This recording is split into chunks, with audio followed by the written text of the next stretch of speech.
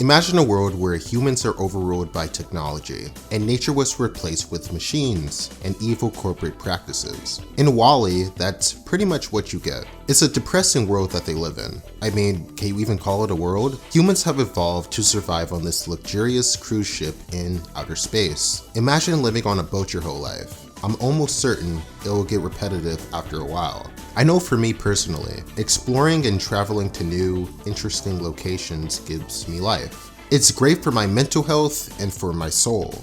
To be fair, I guess the humans in this universe do have an excuse. They don't know that such a thing was possible 800 years ago. This ship and everything about it, that's all these humans really know. They don't know what a tree looks like.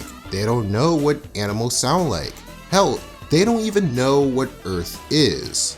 It's not just their mental health that is suffering here, but their physical health as well. They don't exercise, they're all overweight, and nobody even uses a pool anymore. It's that sad. They've lost their essence. Yet, despite this luxury, they're still not satisfied. And rightfully so. As easy as it is to live a carefree lifestyle, deep down they know something is missing. The captain is a special case considering he's the only one in the movie who actually sees that there is a pattern here that isn't being talked about really. Honestly, it's the one thing I get to do on this ship. I don't want to survive! I want to live! Must follow my directive. Ah!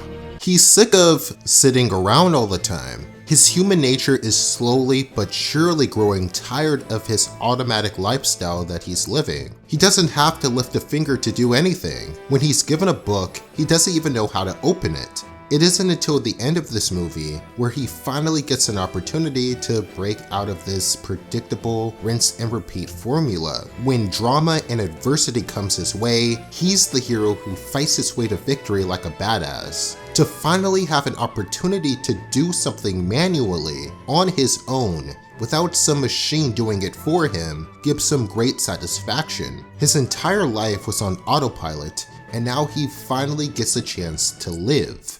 Speaking of autopilot, similar to how Google has taken over the web, imagine if Google was literally Earth itself. The company, by and large, is like a girlfriend who takes good care of you, but in actuality, she's manipulating and taking advantage of you.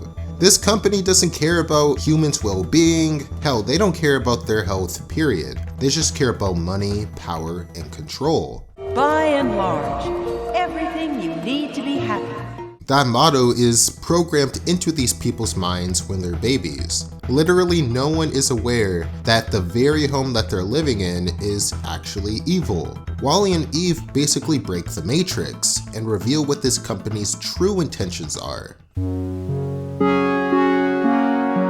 Wall-E is a big fan of the way Earth used to be over 1,000 years ago. He keeps historical items in his home and cherishes these possessions as if it were his child. He's fascinated by watching old films, particularly romance related. Through watching these movies, he learns about physical and emotional connection and begins to notice how alone he is. He resorts to befriending a cockroach in order to have some type of companion. Eve is that spark of hope that his heart had been craving for so long. I know this is a Disney movie, so you can't really trust it all that much in regards to authentic romance, but anything that gives me hope that successful, intimate relationships are still possible in 2022 is a movie worth watching in my opinion. And how ironic is it that robots are the ones to save the world?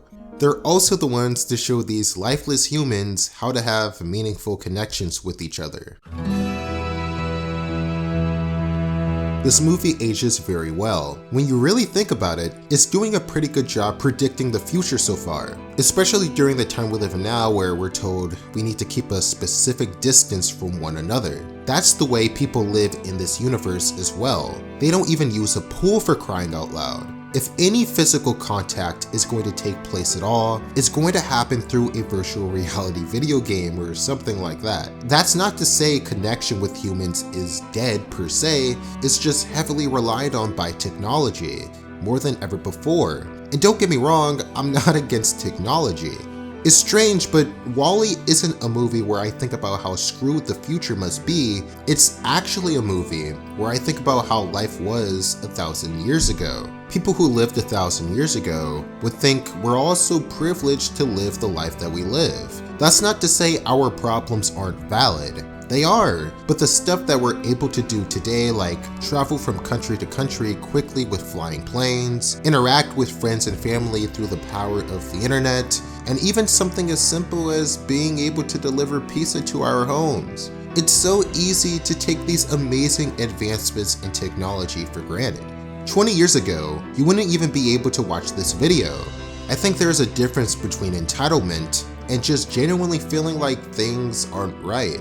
The way these humans live in this universe, this isn't right.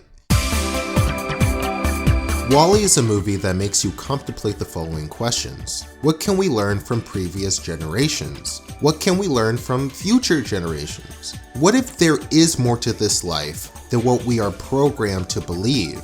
We think all we know is all there is, but what if life could be more spectacular than we could even imagine? What if there still is a way that we could connect with people on a deep level? What if we didn't have to rely on the same system we use every day to survive? What if we could break the system? We always have that choice, and it's the small things that add up. You can hug a tree and spend some time in nature in general. You can go and talk to that person you find attractive. You can give your body permission to move, to be free. When something doesn't feel authentic, we all have the power to say no and do something about it.